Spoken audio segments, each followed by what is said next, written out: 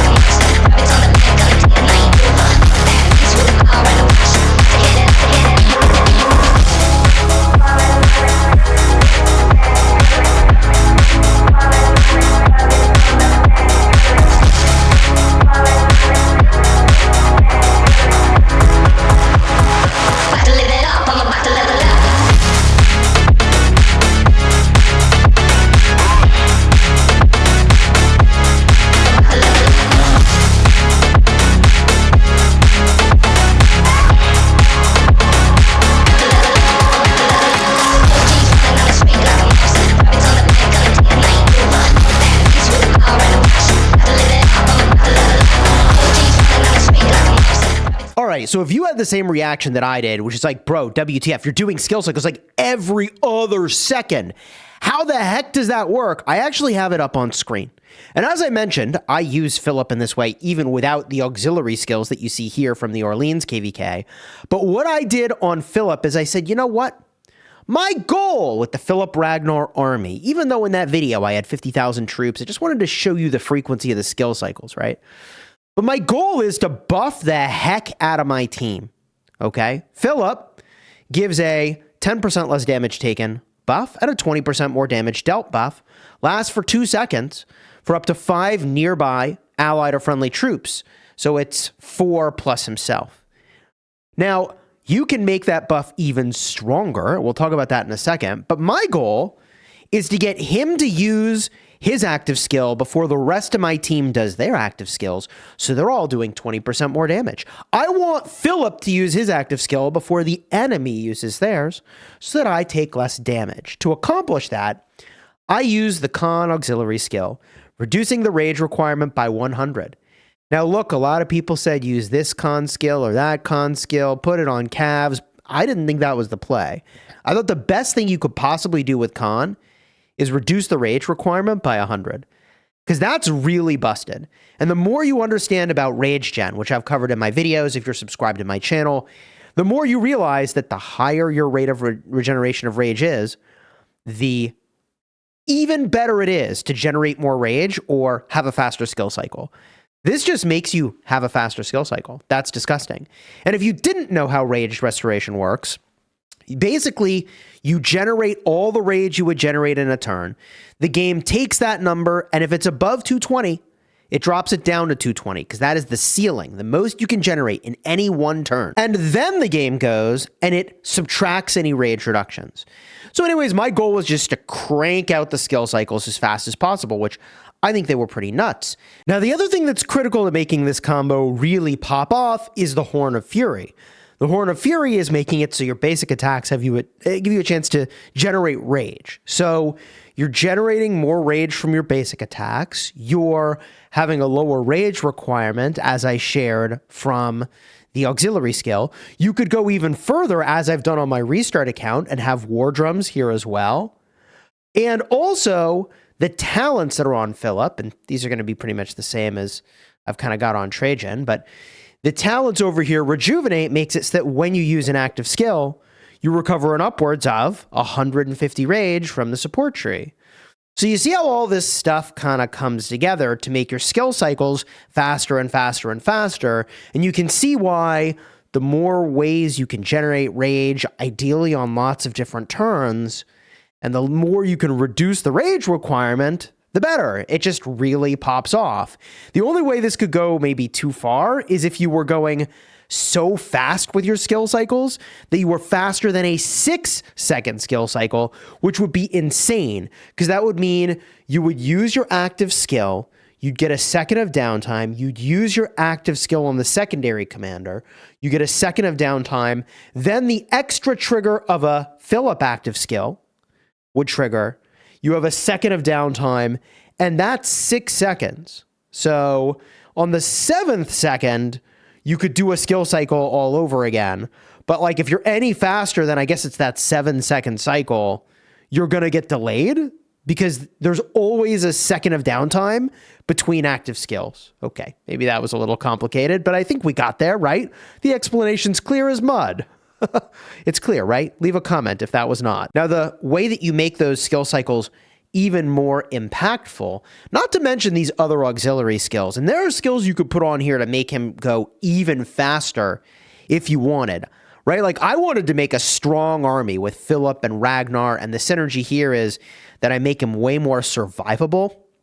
And then I go and I make it so Ragnar's damage over time silences the enemy, which is disgusting. That is actually kind of nuts. So I turned it into like a mini Guan Yu style effect, which seems pretty good. It's only on the target you're directly attacking, but like still very strong, especially if you're swarming a flag or a fort or whatever. So the other way that I've really popped off with Philip, as I've mentioned in the past, is I've gone in with Echelon, and I've got several inscriptions. They're actually over here on my Trajan right now. But the most important one is Civilized. I've talked about this in a bunch of videos, how I was really hyped for it. I don't really care about the counterattack damage resistance. I mean, it's better than nothing, sure, but what I care about is whenever the wielder buffs a friendly target other than themselves, they immediately gain 25 rage. So my goal here is to fire off my skills faster, and by doing that, I'm buffing 4 other armies on my team with 25 rage, which is pretty legit. I also have Influential on here, which has a 10% chance from basic attacks to increase the attack of 3 nearby allied targets by 15%. Pretty handy, but on top of that, Echelon formation itself gives a 20% boost to the effects of Philip. So it's not 10% damage taken reduction, it's 12%. It's not 20% more damage dealt, it's 24%. And sure, that's not much, but when you factor in, the fact that we're firing these skills off so frequently, buffing the heck out of all of our friends, and I thought this was pretty cool. Now, let's talk about the reality. Cool to see you hit a barb, Chis, but what's the real on how it performs? And I found that the Philip Ragnar was almost certainly my worst performing March. Now, that doesn't mean it did terribly, but it did not trade as positive as pretty much anything else I was doing. And it kind of makes sense because so much of what Philip is doing is committing to buffing other marches. So obviously all my other marches should look a lot better in their reports. They're all getting buffed like crazy. And that's on top of what those commanders were already doing. So should you go and try to replicate this insanity that I did with Philip? My perspective is that if you have leadership gear, you can use him as the primary. You can go with Echelon, as I did, okay? And I don't have leadership gear, by the way, but it is talented leadership. So I'm locked in the same way that a leadership player is. And I think you get a march that's pretty darn strong. And arguably, I don't know if you can do better for swarming structures, okay? Or if your enemy is just going to let you skill cycle over and over, which these days is pretty uncommon. You do a lot of back and forth, but hypothetically, if you're like locked in with the enemy, again, I don't know how you beat the buff effectiveness coming from the Philip. All right? It just seems so good. So good. But Open field's weird. You lose a lot of DPS time, all right? So I think you could do it if you had the leadership gear, and especially if you care about Canyon.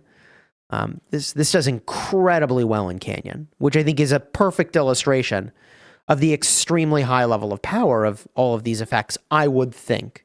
Okay?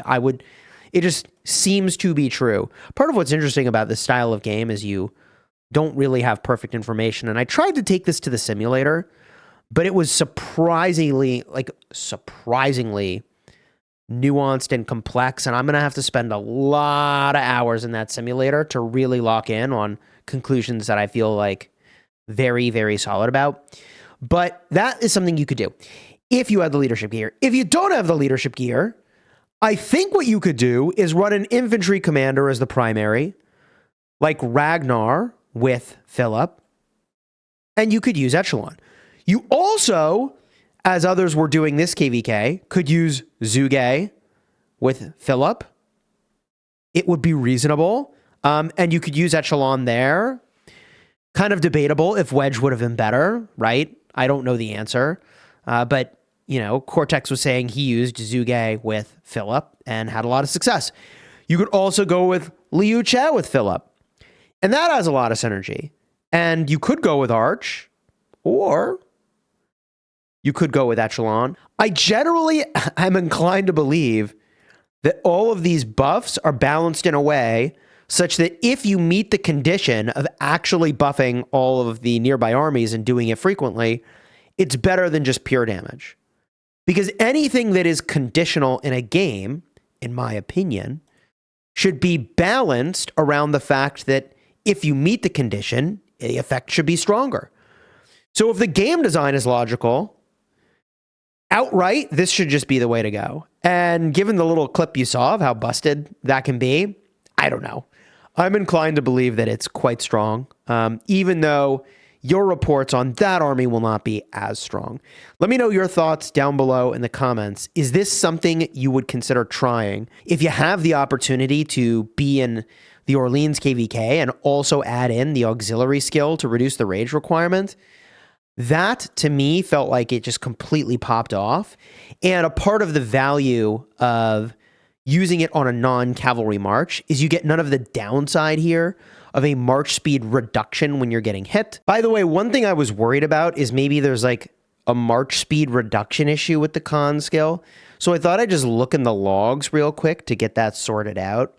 And I do not see a march speed reduction here. We go from 80%, because I have 60% from hasty departure, whoops, down to 20% from the ultra haste effect caused by Philip. This skill over here, while you're on the map, 20% march speed. That seems kind of nice. Do I see a march speed reduction from con? Let's see here. Cavalry slow effect. Ha. The slow effect, march speed, cavalry gets slowed. Perfect. Yes, I wanted to make sure, like, the march speed reduction from this skill, maybe, like, if this commander's troop is hit with a basic, their cavalry units lose this buff, and their march speed is instead reduced by 10%. So I did find something here. This says it's reduced by 25%, actually.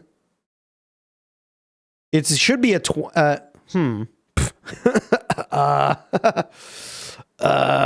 So what's going on here? Shouldn't I also see like a cavalry march speed buff of 15%? Whatever. Battle logs, man.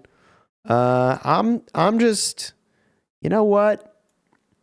I think it works the way I think it works. Whatever. You enjoyed the vid, throw a like on here, subscribe. Let me know your thoughts down below in the comments if you're going to give this a try.